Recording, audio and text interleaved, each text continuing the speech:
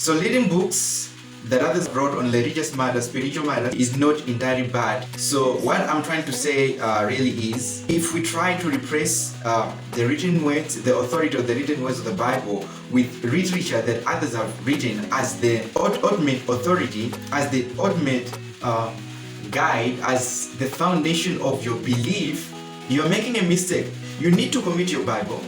Find time to read your Bible. And whatever should be the basis of your faith should be what you read in your Bible, not necessarily what others have told you and you just recite. We need to come at that point whereby we ask questions. How did they come about writing those books?